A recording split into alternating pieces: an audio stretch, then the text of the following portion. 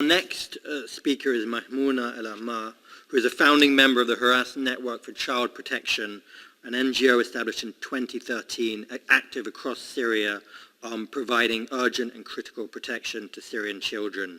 Maimouna notably established and led teams of HRS in Eastern Ghouta and Daraa governorates, and she's been very active in training activists in organizations and institutions working directly with children across the entire southern region, as well as seeking to integrate children's special needs into regular primary education.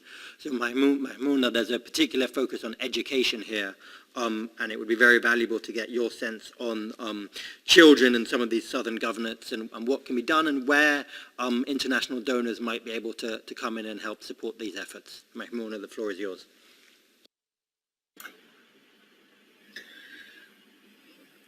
Ladies and gentlemen, thank you very much for your valuable invitation. After 24 hours of search and rescue attempts, the civil defense teams were finally able to recover the bodies. We learned that 3 children, Khalil, Ahmed, and Haider, have lost their lives yesterday in the flood that hit the western countryside of Idlib. For many of us, rain is perhaps a source of joy and pleasure, but for those living in the slums and refugee camps in Syria, this beautiful phenomenon swiftly turns into a terrifying nightmare. With the terrible infrastructure and lack of livable houses, floods can easily drown tents and swipe people's dreams away. We understand that the effort to support the educational infrastructure might be one of the most complex issues for donors, especially considering the current sanctions on Syria and the many red lines associated with reconstruction activities. But even the types of humanitarian support that aim to provide cheaper and practical alternatives, such as providing prefabricated classrooms, for example, are still far from meeting the basic needs. And they will never be enough as long as schools are still being targets of bombings.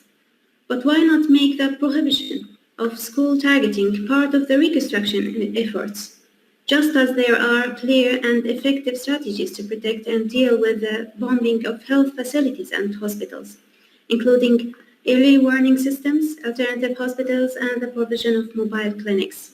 We call for the development and application of similar strategies to enhance child protection in schools and to integrate these strategies into the various mechanisms of humanitarian action. Moreover, the focus on providing support to those in charge of the educational system is extremely important.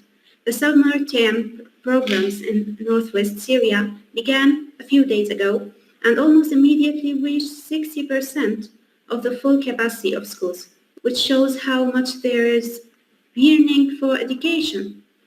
There's huge confidence in the directorates of education, but since 2018, those directorates exist upon volunteering efforts, and that they can collapse at any time. Noting that the cost of re-establishing the educational system if it collapses will be much greater than the cost of preserving it. The majority of the Syrian youth today were children a few years ago, children who were out of schools for long periods of time. This led to denying them the opportunity to secure decent jobs that preserve their dignity. That's why we must work with today's children to protect their future by supporting remedial and accelerated education programs, as well as vocational and livelihood programs that focus on the future and are based on market needs and economic development.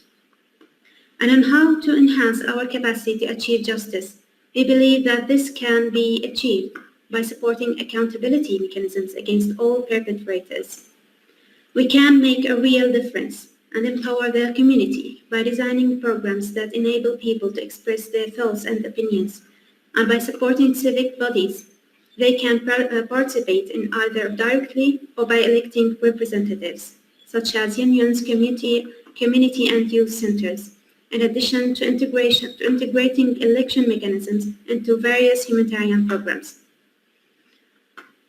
When I refer to people, I mean the general public, not the activists.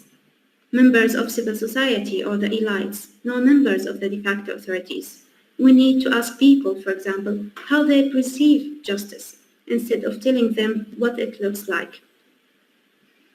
The experiences that people in Syria lived through and continue to live are extremely harsh, but we should be able to build on them when we try to bring concepts like transitional justice and community inclusion into effect.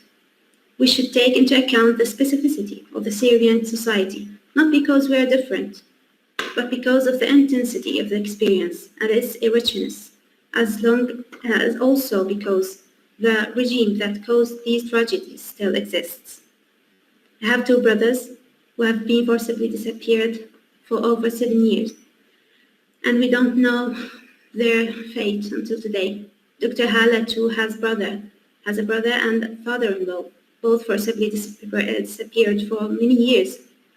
And with the number of forcibly disappeared in Syria reaching about 500,000, it means that millions of Syrians are like us, desperately and impatiently waiting to know the fate of their loved ones. The road to justice for us begins with revealing the truth. Thank you so much.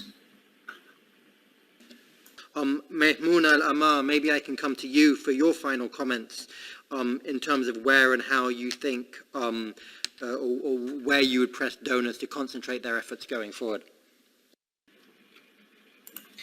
Well, I know that I'm expected to provide actionable recommendations, and in fact, I will come with 3 simple messages that I believe are as important as they are extremely obvious, which include Syrians in countries of asylum. In order to give the young generation the ability to bring about change, we have to support youth's access to higher and vocational education and support the recognition of education in areas outside the control of Syrian government, and to make sure that people with special needs are included in all such endeavors. We call for the development and application of strategies to put an end to the targeting of schools or dealing with it, to enhance child protection and integrate it into the various mechanisms of humanitarian action. Protection cannot be considered a secondary activity, spices or accessories to existing programs, but should regain its place at the core of any humanitarian effort. How to protect children should be the first question that we ask when planning or designing new programs. It's obvious that the Syrian crisis is not just a humanitarian crisis, it's a protection crisis. Over 1 million people were displaced during the last escalation in Idlib, but those did not flee to the south, where they might have better access to food and shelter. They all chose to go north, to the unknown. Why? They were afraid of being subjected again to the killing, torture, forced disappearance, and inhuman treatment. They were yearning for dignity and seeking protection. Is their first demand. My child didn't know anything in her life but war. When I was thinking how to raise her to become a productive adult, I didn't look for a milk carton or stationery bag.